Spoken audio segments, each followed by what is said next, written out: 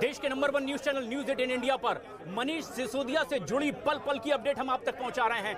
गाजियाबाद के इस वसुंधरा में पंजाब नेशनल बैंक की इस ब्रांच में इस वक्त मनीष सिसोदिया अपनी पत्नी के साथ मौजूद हैं। सीबीआई उनके लॉकर की पड़ताल कर रही है। जांच पड़ताल के बाद बस कुछ ही देर में वो बाहर निकलने वाले हैं, लेकिन गहमा गहमी का आलम, सुरक्षा के तगड़े इंतजाम हम देख सकते हैं। पंजाब नेशनल बैंक के इस गेट पर, ब्रांच के सामने पुलिस के पुख्ता सुरक्षा के इंतजाम किए गए हैं। और जब मनीष सिसोदिया अपने सरकारी आवास, दिल्ली के सरकारी आवास AB 17 मथुरा रोड से निकले अपनी पत्नी के साथ, तो सीधे इसी बैंक की ब्रांच में पहुंचे थे। और ऐसे में ये एक बेहद अहम और बड़ी खबर कि 19 तारीख को जो 14 घंटे की लगातार जांच पड़ताल हुई, दस्तावेज खंगालने की कोशिश हुई शराब नीति को लेकर, जो आरोपों के घेरे में मनीष सिसोदिया हैं उसे लेकर, अब ये पड़ताल पहुंच चुकी है पंजाब नेशनल बैंक की इस ब्रांच तक और यहां पर उनके लॉकर खंगाले जा रहे हैं। सीबीआई ये सबूत जुटाने की कोशिश कर रही है कि क्या लॉकर में भी शराब नीति से जुड़े कुछ ऐसे दस्तावेज या ऐसी कोई चीज हो सकती है जो उन्हें सबूत के तौर पर इस्तेमाल करने में आसानी हो। लेकिन ये पड़ताल लगातार आगे बढ़ रही है। इस बीच सियासत, आरोप प्रत्यारोप की भी लगातार गर्माती चली जा रही है। इस गर्मा गर्मी के बीच, इस गहमा गहमी के बीच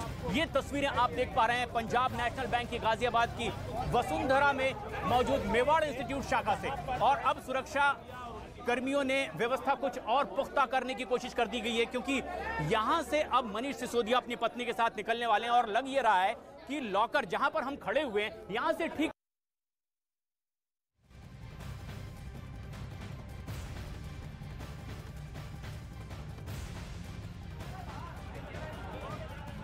तो पंजाब नेशनल बैंक के बाहर हम मौजूद हैं और 4 सीबीआई के अधिकारी, जिनमें एक महिला अधिकारी भी हैं, अंदर मनीष सिसोदिया और उनकी पत्नी सीमा सिसोदिया के साथ तलाशी ले रहे हैं उनके बैंक लॉकर की। कहा जा रहा है कि 3 से 4 तो उनके बैंक लॉकर हैं, लेकिन एक सवाल ये भी जिन दर्शकों के मन में ये आ रहा है कि मनीष सिसोदिया तो दिल्ली के उप मुख्यमंत्री हैं, वे वसुंधरा दिल्ली से सटे गाजियाबाद में क्या कर रहे हैं। तो आपको बताते हैं कि मनीष सिसोदिया पहले वसुंधरा में ही रहते थे, पास में ही उनका वो सोसाइटी है जहाँ पर वो रहते थे, लेकिन बाद में आम आदमी पार्टी बनी, सरकार बनी, वे उप मुख्यमंत्री बने और उनके पुराने खाते यहीं पर मौजूद हैं और उन्हीं खातों की तलाशी हो रही है, उन्हीं बैंक लॉकर्स की तलाशी हो रही है और ये छानबीन की जा रही है कि क्या लॉकर्स में कुछ ऐसा है जो कि आबकारी नीति से, आबकारी शराब नीति है, उससे कुछ कनेक्शन स्थापित होता है या नहीं। तो करीब पौना घंटा हो चुका है, मनीष सिसोदिया अपनी पत्नी के साथ यहाँ पर पहुंचे थे करीब 11:10 पर और तब से अंदर हैं। हमने आपको तस्वीरें भी दिखाई कि मनीष सिसोदिया सीबीआई अधिकारियों से बातचीत कर रहे थे और जब सीबीआई अधिकारी बैंक के अंदर दाखिल कर रहे थे तो हमने उनसे पूछा भी था कि किसके लॉकर्स हैं, कितने लॉकर्स हैं, लेकिन सीबीआई अधिकारियों ने न्यूज़ 18 इंडिया के कैमरे पर कुछ भी बोलने से वे बच रहे थे।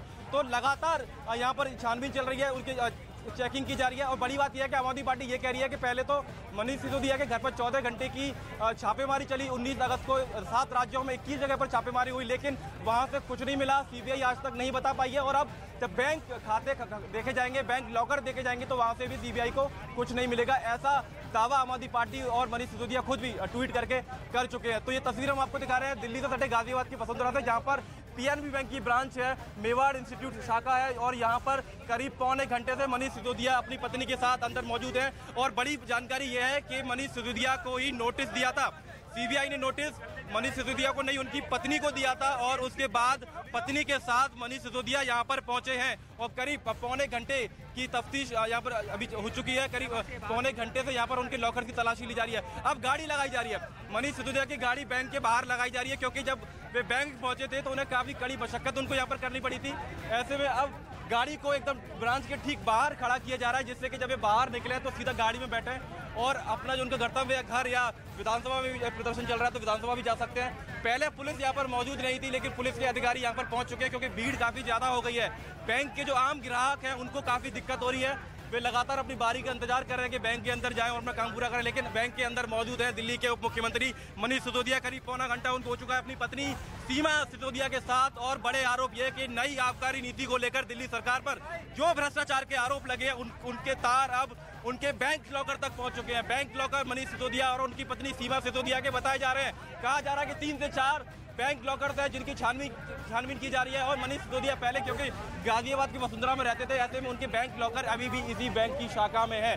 तो एक कड़ी मशक्कत यहाँ पर मनीष सिसोदिया को पहले करनी पड़ी बैंक में दाखिल करने के लिए। अब उनकी गाड़ी यहाँ पर लगा दी गई है, तो अब थोड़ी ही देर में वो तस्वीर हम आपको दिखाएंगे जब बैंक से बाहर निकलेंगे मनीष सिसोदिया अपनी पत्नी के साथ, और हम उनसे कोशिश करेंगे बात करने की कि बैंक के भीतर क्या कुछ हुआ, बैंक के भीतर क्या कुछ हुआ, क्योंकि 4 अधिकारी अंदर मौजूद हैं सीबीआई के। बाकायदा उनके गले में पट्टा पड़ा हुआ था, आईडी कार्ड उन्होंने पहने हुए थे, और वो अधिकारी, उनमें एक महिला अधिकारी भी है जो अंदर साथ में मौजूद है, और करीब पौने घंटे से यहाँ पर लगातार उनके लॉकर्स की तलाशी ली जा रही है। तो ये तस्वीर आप देखिए किस तरीके से गहमा गहमी का माहौल यहाँ पर है। पुलिस कोशिश कर रही है कि लॉ एंड ऑर्डर की स्थिति यहाँ पर बनी रहे। बैंक के बाहर पुलिसकर्मी तैनात कर दिए गए हैं गाजियाबाद पुलिस के, और अगर आप देखेंगे तो बैंक के चारों तरफ आपको भीड़ दिखाई पड़ेगी। ईश्वर हमारे कैमरा पर्सन आपको दिखाएंगे।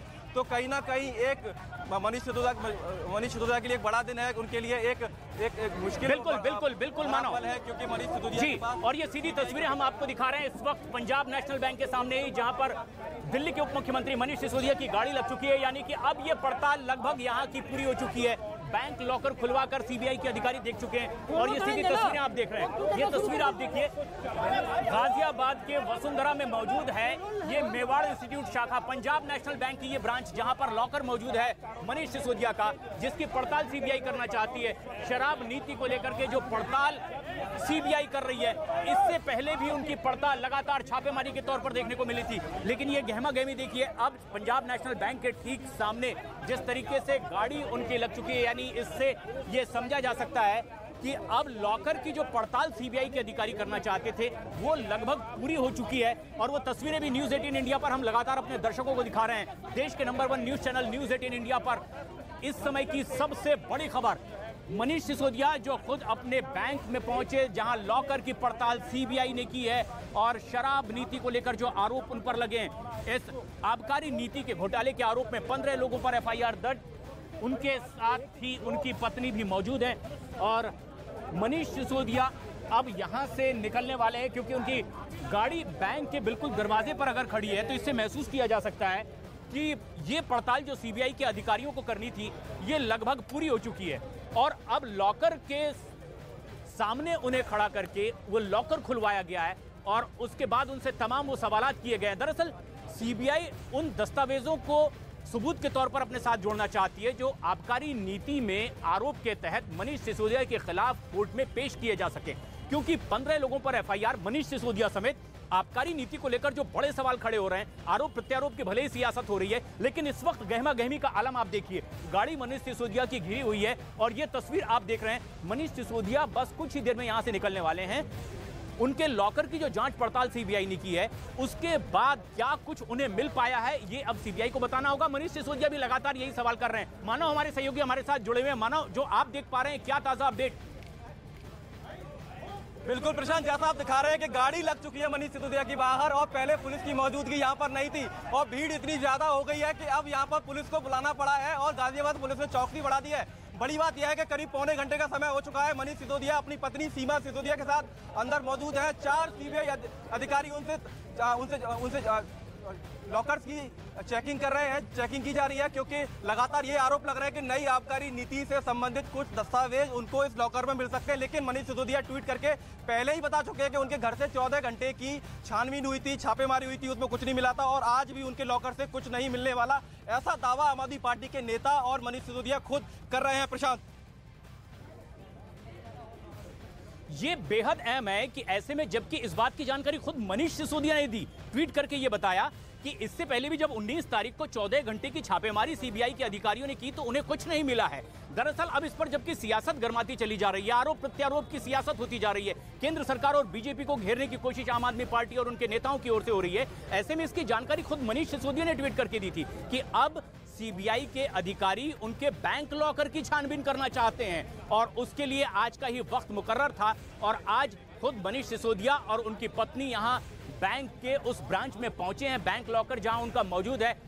मेवाड़ इंस्टीट्यूट की शाखा ये गाजियाबाद के वसुंधरा में मौजूद है, और यहां मनीष सिसोदिया खुद पहुंचे अपनी पत्नी के साथ। सीबीआई के अधिकारी यहां पर मौजूद थे, लॉकर खंगाला गया। दरअसल सीबीआई ये देखना चाहती है कि जो शराब नीति को लेकर के आरोप सीबीआई ने लगाए हैं, एक के बाद एक 15 लोगों पर एफआईआर दर्ज हुई है, जिसमें मनीष सिसोदिया का भी नाम है। अगर 14 घंटे की पहले पड़ताल की जा चुकी है तो उसके बाद अब लॉकर से उन्हें क्या हासिल होता है सबूत के तौर पर, यह बेहद अहम है। हालांकि मनीष सिसोदिया, आम आदमी पार्टी और उनके तमाम नेताओं की ओर से लगातार ये आरोप लगाए जा रहे हैं कि ये राजनीति से प्रेरित कार्रवाई है। सीबीआई को कटघरे में खड़ा किया जा रहा है, केंद्र सरकार पर आरोप लगाया जा रहा है, लेकिन इस आरोप प्रत्यारोप के बीच दोनों ओर से प्रेस कॉन्फ्रेंस हो रही है, एक दूसरे पर हमले किए जा रहे हैं। सीबीआई अपने स्तर पर जांच पड़ताल कर रही है, लेकिन ये सियासी आरोप प्रत्यारोप की सियासत जिस तरह से गरमाती चली जा रही है, ऐसी ही गहमा गहमी इस वक्त हम देख पा रहे हैं यहां पर, जबकि हम गाजियाबाद के वसुंधरा में इस पंजाब नेशनल बैंक की ब्रांच के सामने मौजूद हैं। हमारे सहयोगी मानो भी हमसे सीधे जुड़ रहे हैं। मानो, लगातार आप फॉलो कर रहे थे जब सरकारी आवास से निकले थे मनीष सिसोदिया, किस तरह से उन्होंने अपनी बात रखी है, क्या रिएक्ट करने की कोशिश की है, या फिर ये उम्मीद की जाए कि अब इस कार्रवाई के बाद में वो कुछ रिएक्ट करेंगे? प्रशांत, देखिए, जब से छापेमारी शुरू हुई थी 19 अगस्त को मनीष सिसोदिया के घर पर 7 राज्यों में 21 जगह छापेमारी हुई थी, तभी से काफी मुखर मनीष सिसोदिया दिखाई पड़ रहे हैं इस पूरे मामले में, क्योंकि वे कह रहे हैं कि कुछ है ही नहीं, कोई घोटाला हुआ ही नहीं, ऐसे में सारे आरोप बेबुनियाद हैं। हालांकि जो एफआईआर हुई है, नामजद एफआईआर में मनीष सिसोदिया का नाम सबसे ऊपर है। जो 15-16 नामजद आरोपी हैं उनमें मनीष सिसोदिया का नाम सबसे ऊपर आता है। एक्साइज कमिश्नर तत्कालीन जो थे उनका नाम ऊपर था। तो बड़े आरोप हैं, संगीन आरोप हैं। बीजेपी ये कहती है कि 3000 करोड़ का घोटाला हुआ है, आम आदमी पार्टी ये कहती है कि एफआईआर में लिखा है 1 करोड़ का घोटाला हुआ है। बीजेपी की नेता बताने में नाकाम रहे हैं कि कितने करोड़ का घोटाला हुआ है, पहले ये तो तय कर दिया जाए कितने करोड़ का घोटाला है। तो ये आरोप प्रत्यारोप चल रहे हैं। दूसरी तस्वीर है दिल्ली विधानसभा में, जहां पर एलजी के ऊपर भी आरोप आम आदमी पार्टी लगा रही है। तो एपिक सेंटर बना हुआ है राजनीति का दिल्ली, दिल्ली के आसपास का गाजियाबाद, और गाजियाबाद का वो वसुंधरा जहां पर मनीष सिसोदिया अपने परिवार के साथ लंबे समय से रहे, उनके पास के ही पीएनबी बैंक ब्रांच में, जहां पर इस वक्त हमारी मौजूदगी है। इस बैंक में उनके खाते थे, और अब उस बैंक के भीतर मौजूद है मनीष सिसोदिया अपनी पत्नी के साथ में है 4 सीबीआई के अधिकारी, और लंबी छानबीन यहाँ पर चल रही है। उनके बैंक लॉकर्स की तलाशी ली जा रही है। करीब 50 मिनट यहाँ पर हो चुके हैं। प्रशांत, बिल्कुल बिल्कुल, ये बेहद अहम है, ये तफ्तीश जारी है। लेकिन दर्शकों को हम एक और बेहद अहम जानकारी बता दें। इस वक्त जहां हम मौजूद हैं पंजाब नेशनल बैंक के सामने, यही मनीष सिसोदिया की वो गाड़ी है। इसी गाड़ी को भी उसी छानबीन का हिस्सा बनाया था सीबीआई ने। जब उनके सरकारी आवास पर सीबीआई के अधिकारियों ने छानबीन की थी, तब इसी गाड़ी को भी उसका हिस्सा बनाया गया था। कुछ दस्तावेज खंगालने की कोशिश की गई थी। लगातार पुलिस का भी इंतजाम यहाँ पर हम देख सकते हैं, और इस गाड़ी में एक बार फिर बैठकर वापस मनीष सिसोदिया अपनी पत्नी के साथ अपने सरकारी आवास की तरफ मूव करेंगे। लेकिन आरोप प्रत्यारोप की सियासत के बीच उनकी गाड़ी अभी पंजाब नेशनल बैंक के इस ब्रांच के सामने खड़ी हुई है। ये बेहद अहम बात है कि ये वही गाड़ी है जिस पर पहुंचे थे सीबीआई के अधिकारी। जब उनके घर पर 14 घंटे की लगातार तफ्तीश हुई थी, कोने कोने में दस्तावेज खंगालने की कोशिश हुई थी, तब कैंपस में खड़ी ये गाड़ी थी जिसकी पड़ताल हुई थी। इस गाड़ी में भी कुछ दस्तावेज तलाशने की कोशिश की गई, लेकिन गहमा गहमी बढ़ चुकी है। मनीष सिसोदिया शायद अब बाहर निकलने वाले हैं अपनी पत्नी के साथ, क्योंकि बैंक लॉकर को खुलवाकर सीबीआई के अधिकारी देख चुके हैं। वो इच्छा पूरी कर चुके हैं सीबीआई के अधिकारी की क्या सीबीआई अब इस लॉकर से, इस शराब नीति से जुड़े कुछ दस्तावेज हासिल भी कर पाते हैं, क्योंकि मनीष सिसोदिया समेत 15 लोग आरोपी हैं, एफआईआर में नामजद हैं। ऐसे में अब जबकि लॉकर खंगालने की कोशिश हुई है, देखना यह है कि अब सीबीआई को क्या इसमें हासिल हुआ। ये वही गाड़ी जिसकी तफ्तीश इससे पहले भी मनीष सिसोदिया की जांच पड़ताल में सीबीआई कर चुकी है। दस्तावेज उनके घर में खंगाले गए थे। अब ये देखिए गहमा गहमी, उनकी पत्नी भी उनके साथ यहां पर पहुंची है, जैसा कि उन्होंने खुद ट्वीट करके जानकारी दी थी। लेकिन देखना यह है कि इस तमाम आरोप प्रत्यारोप के बीच अब सीबीआई किस तरह से अपनी कार्रवाई आगे बढ़ाती है, क्योंकि लगातार हम ये देख रहे थे जब बीजेपी रोजाना प्रेस कॉन्फ्रेंस करके एक के बाद एक हमले आम आदमी पार्टी पर कर रही थी, और उनका ये कहना है कि जब तक बर्खास्तगी नहीं होगी मनीष सिसोदिया की मंत्री पद से, क्योंकि वो उप मुख्यमंत्री हैं दिल्ली में, तब तक उनका आंदोलन जारी रहेगा। आरोप बीजेपी की ओर से ये लगाए जा रहे हैं कि सीबीआई ने जिन पर एफआईआर दर्ज कर ली है वो अपने पद पर कैसे बने हुए हैं। हालांकि एक अहम बात यह भी कि आम आदमी पार्टी के नेता और केजरीवाल सरकार में मंत्रिमंडल में शामिल सचिन जैन लगातार वो 3 महीने से जेल में ही है। कई ऐसे आरोपों में घिरे उनके नेता, और इसीलिए भी सियासत गरमाती चली जा रही है। अब सीबीआई की पड़ताल पहुंच चुकी है पंजाब नेशनल बैंक की इस ब्रांच तक। गाजियाबाद के वसुंधरा में मौजूद है पंजाब नेशनल बैंक का ये ब्रांच, मेवाड़ इंस्टीट्यूट शाखा, और यहां किस तरह से गहमा गहमी है। मानो हमारे सहयोगी लगातार हमारे साथ बने हुए हैं। मानो जिस तरह से रिएक्ट मनीष सिसोदिया कर रहे थे ट्वीट के जरिए भी ये बताने की कोशिश कि इससे पहले भी कुछ नहीं मिला, यहां भी नहीं मिलेगा, परिवार पूरा सहयोग करेगा जांच पड़ताल में। इसके बाद आगे आप क्या देख पा रहे हैं? तो ये समझना काफी जरूरी है, क्योंकि जब भी सीबीआई, प्रशांत मैं आपको बीच में रोकूंगा, देखिए तस्वीरें शायद कुछ हलचल उस गेट पर हो रही है, जहां पर जिस गेट से उनको बाहर निकलना है, शायद कुछ जैसे ही हलचल होती है तो हम थोड़ा सा आप दिखाएंगे कि क्या कुछ हो रहा है। उनकी मनीष सिसोदिया की जो टीम है, उनके जो सचिव हैं, वो हमको बाहर दिखाई दे रहे हैं और शायद कोशिश ये है कि कैसे भी करके मनीष सिसोदिया को बाहर निकाला जाए। तो मनीष सिसोदिया की टीम हमको, शायद मनीष सिसोदिया बात करेंगे मीडिया से, ये जानकारी हम आपको दे रहे हैं कि शायद मनीष सिसोदिया मीडिया से बात करें। और प्रश्न जो आपका सवाल था, देखिए लंबे समय से केंद्रीय जांच एजेंसियों पर यह सवाल आम आदमी पार्टी और बाकी विपक्षी दल उठाते रहे हैं कि एक तरीके से पॉलिटिकल वेंडेटा के तहत ये सारी कार्रवाई की जाती है, क्योंकि एक बड़ा आरोप सीबीआई पर यह भी लग रहा है कि 19 अगस्त को जो छापेमारी हुई थी उसमें क्या कुछ उनके घर से बरामद हुआ, कौन से कागजात मिले। अक्सर ऐसा देखा जाता है कि सीबीआई की टीम बताती है, जो टीम छापेमारी करती है, लेकिन इस मामले में अभी तक सीबीआई की तरफ से कुछ भी उजागर नहीं किया गया है। तो ऐसे में सवाल सीबीआई की टीम पर भी उठते हैं। और बड़ी बात यह है कि मनीष सिसोदिया भी बाहर निकलेंगे तो मीडिया से बात करेंगे और हम भी उनसे सवाल पूछेंगे कि आखिर बैंक के भीतर सीबीआई के अधिकारियों ने उनसे क्या कुछ पूछा, उनके लॉकर में क्या कुछ था, उन्होंने सीबीआई के अधिकारियों को क्या कुछ बताया। तो तमाम सवालों के जवाब अभी हम खुद दिल्ली के उप मुख्यमंत्री मनीष सिसोदिया से पूछेंगे। प्रशांत,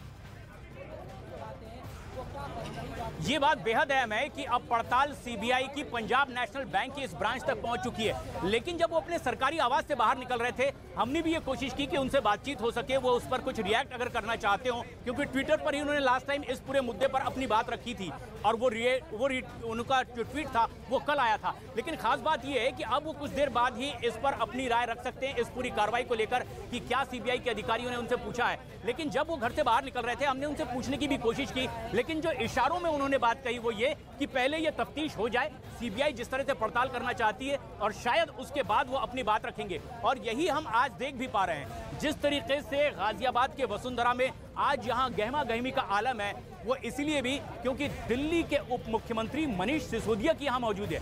अपनी पत्नी के साथ वो यहाँ पर पहुंचे हैं और सीबीआई दरअसल उनके बैंक लॉकर खंगालना चाहती थी। ये देखना चाहती थी कि जिस शराब नीति को लेकर आरोपों के घेरे में है मनीष सिसोदिया समेत 15 लोगों पर एफआईआर दर्ज है, क्या उससे जुड़े कुछ दस्तावेज, कोई ऐसी सामग्री उन्हें इस बैंक लॉकर में मिल सकती है। और ये तफ्तीश इसीलिए सीबीआई की आज पंजाब नेशनल बैंक की इस ब्रांच तक पहुंच चुकी है।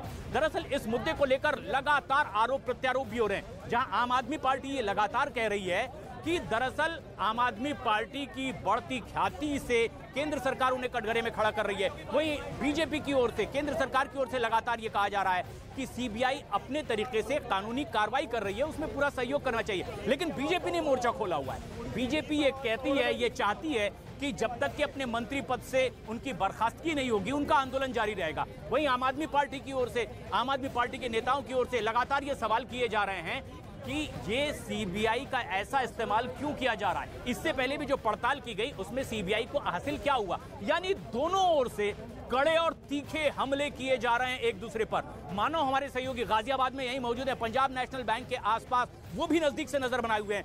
मानो आप जो देख पा रहे हैं उसमें क्या आप महसूस कर रहे थे आज की इस तफ्तीश को लेकर के, क्योंकि सीबीआई के अधिकारियों से भी आपने रिएक्शन लेने की कोशिश की है।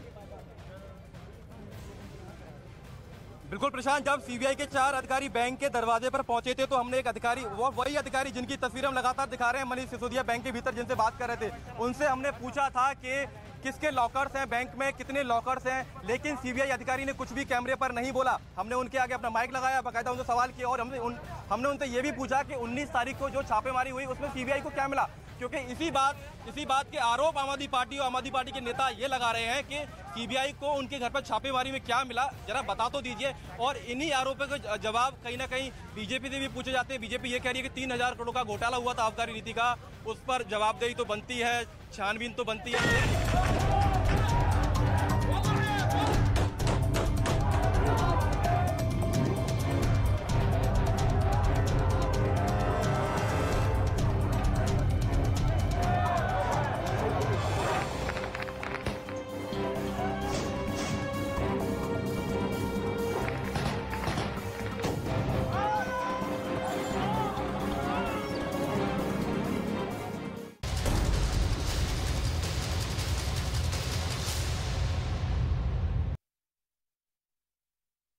बड़ी खबर इस वक्त मिल रही है इराक से, जहां आज सुबह होते ही प्रदर्शनकारी सड़कों पर उतर चुके हैं और सुबह से ही वहां सड़क पर हालात कल की तरफ बिगड़ चुके हैं।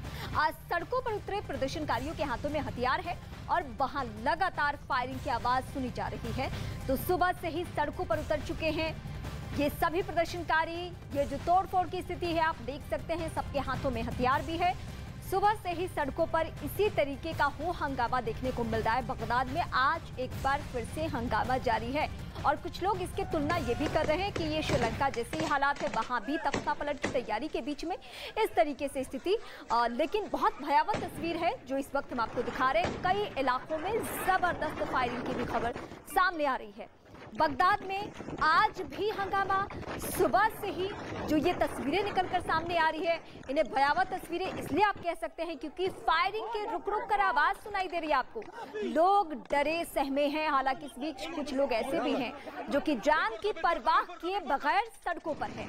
ये दो तस्वीर इस वक्त आपके सामने। बगदाद में आज भी कल जैसे हालात लगातार बने हुए हैं। दो तस्वीरें इस वक्त आपके टीवी स्क्रीन पर है। ये दोनों ही तस्वीरें अब से थोड़ी ही देर पहले की है। पहली तस्वीर वहां हो रहे हंगामे और फायरिंग की है। वहां कर्फ्यू के बावजूद भारी संख्या में प्रदर्शनकारी सड़कों पर उतर गए, तो दूसरी तरफ कई गाड़ियों में सवार ये प्रदर्शनकारी हथियारों के साथ ग्रीन जोन में जाते हुए नजर आए। ये ग्रीन जोन में जाते हुए तस्वीरें इनकी, और दो तस्वीरें आप देखिए, हालात कितने भयावह, कितने बिगड़ते हुए जा रहे हैं उसकी तस्वीर। गाड़ियों से ये आप देख रहे हैं, हाथों में हथियार लहराते हुए ये आगे बढ़ रहा है। इराक में श्रीलंका जैसे हालात बन चुके हैं। इराक में इराक समर्थक मोहम्मद अल सुदानी को प्रधानमंत्री पद का उम्मीदवार बनाए जाने का विरोध अचानक हिंसक रूप ले चुका है। वहां आम लोग विरोध जताने के लिए ठीक श्रीलंका की तरह संसद में घुस चुके हैं, जिसके बाद से लगातार हालात बेहद खराब।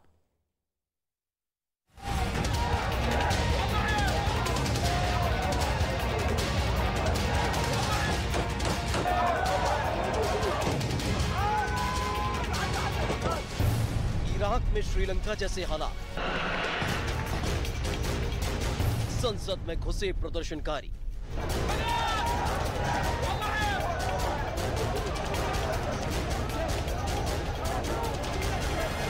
इराक में ईरान समर्थक मोहम्मद अल सुदानी को प्रधानमंत्री पद का उम्मीदवार बनाए जाने का विरोध इतना बढ़ गया कि वह हालात बेकाबू हो गए।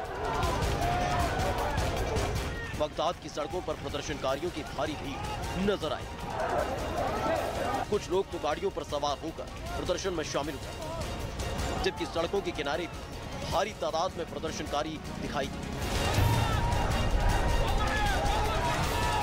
और उन्होंने टायर जलाकर विरोध किया। इस दौरान वहां सड़क से भारी धुआं उठता नजर आया। प्रदर्शनकारियों को रोकने की कोशिश, फायरिंग में कई प्रदर्शनकारियों की मौत। सड़कों पर जारी भारी हंगामे के बाद जब हालात बेकाबू हो गए तो सुरक्षा बल ने भी मोर्चा संभाल लिया। रात के अंधेरे में हंगामे को रोकने के लिए सुरक्षा बल के जवानों ने अंधाधुंध फायरिंग की। अंधेरे में हो रही इस फायरिंग को देखकर ऐसा लगा मानो वहां जमकर आतिशबाजी हो रही है। सुरक्षा बल की बंदूकों से निकल रही ये गोलियां आसमान का सीना चीरते हुए जाती दिखाई दी। लेकिन जबरदस्त फायरिंग के बीच भी प्रदर्शनकारी डटे रहे। एक तरफ भीषण फायरिंग होती रही तो दूसरी तरफ इन प्रदर्शनकारियों की भारी भीड़ सड़कों पर जुटी रही। रात भर हुए इस भयंकर हंगामे की बगदाद के एक इलाके में रॉकेट दागकर भी प्रदर्शनकारियों को काबू करने की कोशिश की गई और एक के बाद एक कई रॉकेट आसमान में दागे गए।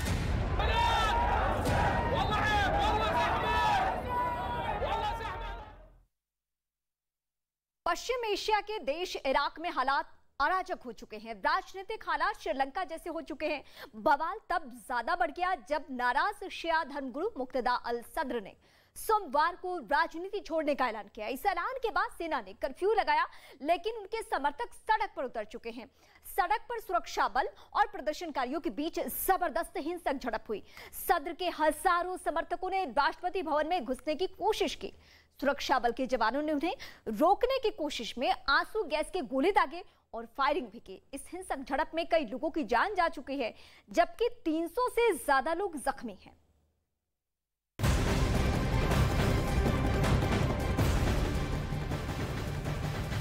और अगली बड़ी खबर भी इराक से ही है, जहां भड़की हिंसा में अब तक 20 लोगों की जान जा चुकी है, जबकि 200 से ज्यादा लोगों के घायल होने की भी खबर है। ये हिंसा शिया धर्मगुरु की राजनीति छोड़ने की घोषणा के बाद से भड़की। शिया धर्मगुरु मुक्तदा अल सद्र के ऐलान के बाद उनके समर्थकों ने सड़कों पर उतरकर हंगामा करना शुरू कर दिया। इस दौरान इराक की राजधानी बगदाद के हाई सिक्योरिटी ग्रीन जोन को टारगेट किया गया। वहां गोले बरसाए गए। प्रदर्शन के दौरान कई लोग राष्ट्रपति भवन में घुस चुके हैं। भड़की हिंसा के बाद सुरक्षा कर्मियों ने भी मोर्चा संभाला और प्रदर्शनकारियों पर काबू पाने के लिए फायरिंग भी की गई। ये उसी वक्त की तस्वीरें हम आपको दिखा रहे हैं जहां प्रदर्शनकारियों के हाथों में हथियार भी है और इनकी नाराजगी ये है कि शिया धर्मगुरु जो थे उन्होंने राजनीति से संन्यास लेने का ऐलान कर दिया और इसी बात को लेकर ये सभी समर्थक सीधे सड़कों पर उतरते हैं, राष्ट्रपति भवन में घुसते हैं और वहां पे हिंसा की तस्वीरें एक के बाद एक सामने आती है। और सबसे बड़ी बात, 200 लोगों ने अपनी जान गंवा दी है।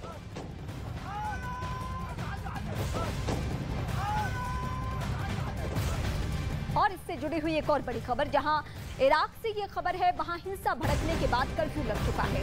साथ ही लोगों से ग्रीन जोन छोड़कर जाने की गुजारिश की गई है। इराक में भड़की हिंसा में अब तक 20 लोगों की जान चली गई है, जबकि सैकड़ों लोगों के घायल होने की खबर भी मिल रही है। इस वक्त की बड़ी जानकारी, हिंसा के बाद कर्फ्यू लग चुका है। कर्फ्यू की स्थिति की हम तस्वीरें आपको दिखा रहे हैं इस वक्त। और ये इस वक्त की बड़ी खबर, लोगों से ग्रीन जोन जाने की अपील की गई है कि किसी भी सूरत में यहां से हट जाएं। हिंसा के बाद पूरे इलाके में कर्फ्यू, क्योंकि 200 लोगों की जान जाने के बाद ये कर्फ्यू वहां के लिए जरूरी भी था, क्योंकि आप देखिए कितनी तादाद में लोग सड़कों पर उतर चुके हैं। शिया धर्मगुरु के राजनीति से संन्यास के ऐलान के साथ ही लोगों में नाराजगी इस कदर बढ़ गई कि सीधे सड़कों पर उतर गए। इराक में हो रहे प्रदर्शन में एक दिन पहले भीड़ अचानक हिंसा पर उतारू हो गई। बगदाद की सड़कों पर इतनी भारी संख्या में प्रदर्शनकारी उतर आए कि उनमें गाड़ियां चलनी बंद हो गई। सड़क में जिधर भी नजर गई प्रदर्शनकारी ही प्रदर्शनकारी दिखाई दिए।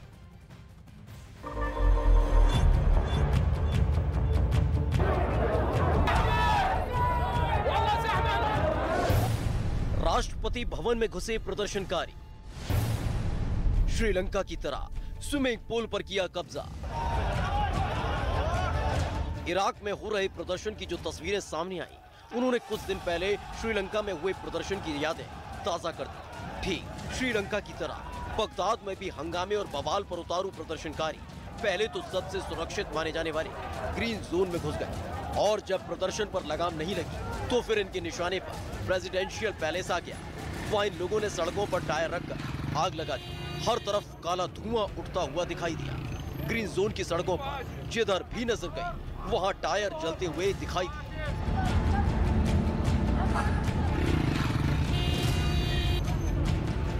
ग्रीन जोन में जबरदस्त हंगामे के बाद कई प्रदर्शनकारी गाड़ियों में सवार होकर प्रेसिडेंशियल पैलेस की तरफ बढ़ गए, जबकि कई लोग मोटरसाइकिलों पर सवार होकर आगे बढ़ते दिखे।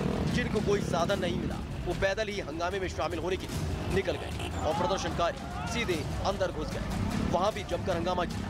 वहां मौजूद एक गेट के बाहर भी काले कपड़े पहने ये प्रदर्शनकारी एकजुट दिखे, जबकि उसके अंदर बने एक मैदान में भी लोगों की भारी भीड़ दिखाई दी। इसके बाद तो प्रदर्शनकारियों ने जो किया उसने श्रीलंका की याद ताजा कर दी। ग्रीन जोन में बने एक बड़े स्विमिंग पूल पर इन प्रदर्शनकारियों ने कब्जा कर लिया। लोगों की ये भारी भीड़ पूल में उतरकर नहाती हुई नजर आए, जबकि भारी तादाद में लोग पूल के आसपास घूमते हुए दिखाई दिए। समय जैसे जैसे बीतता गया प्रदर्शनकारी उग्र होते गए। बगदाद के एक इलाके से जो तस्वीर सामने आई उनको देख सभी हैरान रह गए। इन प्रदर्शनकारियों को रोकने के लिए तैनात सुरक्षा कर्मियों से प्रदर्शनकारी भिड़ गए। एक आदमी ने तो सुरक्षा बल के जवानों से उनकी राइफल ही छीन ली और एक टैंक की आड़ में खड़े होकर ताबड़तोड़ गोलियां चलाता हुआ दिखाई दिया। हंगामा बढ़ने के बाद कई इलाकों में कर्फ्यू लगा दिया गया। इराक में हिंसा भड़काने के बाद शिया धर्मगुरु मुक्तदा अल सद्र ने हिंसा को रोकने के लिए भूख हड़ताल पर वो बैठने का ऐलान कर दिया है। उन्होंने कहा कि जब तक हिंसा नहीं रुक जाती, हथियारों का इस्तेमाल नहीं रुक जाता है, वो भूख हड़ताल पे ही रहेंगे। तो अल सद्र का ऐलान, इस वक्त शिया धर्मगुरु का भूख हड़ताल का ऐलान, उन्होंने भूख हड़ताल कर दिया है कि जब तक ये इराक में जो हिंसा है वो खत्म नहीं हो जाए तब तक मैं इसी तरीके से भूख हड़ताल पे रहूंगा और इन्हीं की राजनीति से संन्यास लेने के बाद इस तरीके से लोग नाराज हैं, गुस्से में हैं कि वो समर्थक सीधे सड़कों पर राष्ट्रपति भवन में पहुंच चुके हैं। हाथों में हथियार है, हथियार लहराते हुए हिंसा की घटनाओं को अंजाम दे रहे हैं।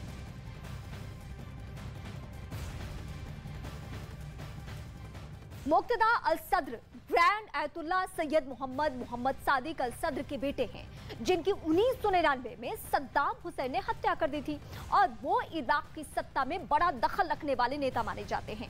साथ ही ईरान विरोधी एजेंडे के साथ वो इराक की राजनीति में काफी शक्तिशाली हैं।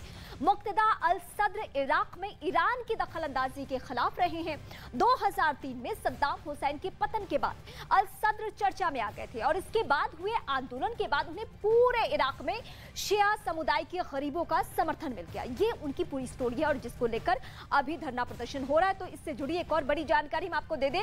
ये 4 तस्वीरें आपकी टीवी स्क्रीन पर। इराक के एक प्रभावशाली शिया धर्मगुरु मुक्तदा अल सद्र के राजनीति से संन्यास लेने के ऐलान के साथ ही उनके समर्थक हिंसक प्रदर्शन कर रहे हैं और ये हिंसक प्रदर्शन की 4 तस्वीरें आपकी टीवी स्क्रीन पर है। प्रदर्शनकारी राष्ट्रपति भवन में घुस चुके हैं। वहां बने एक स्विमिंग पूल पर भी इन लोगों ने कब्जा कर लिया है, जबकि संसद भवन में भी इन प्रदर्शनकारियों की भीड़ इकट्ठा हो गई है, जिसके बाद वहां सुरक्षा बल के जवानों ने उपद्रव रोकने के लिए इन पर जबरदस्त फायरिंग की है। ये फायरिंग की तस्वीरें, इसके अलावा पुल पर कब्जा करने की तस्वीरें।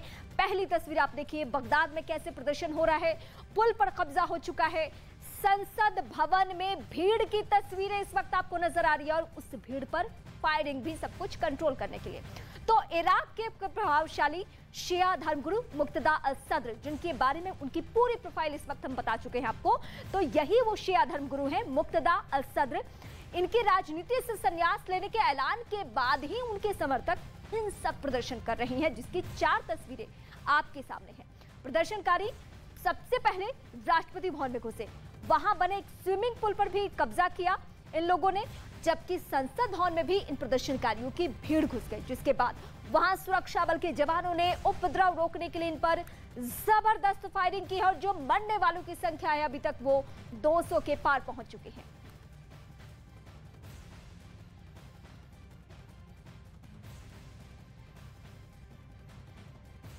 दिल्ली हाई कोर्ट ने अपने आदेश में इंटरेस्ट खिलाफ 562.5 मिलियन अमेरिकी डॉलर के आईसीसी आर्बिट्रेशन अवार्ड को रद्द कर दिया है।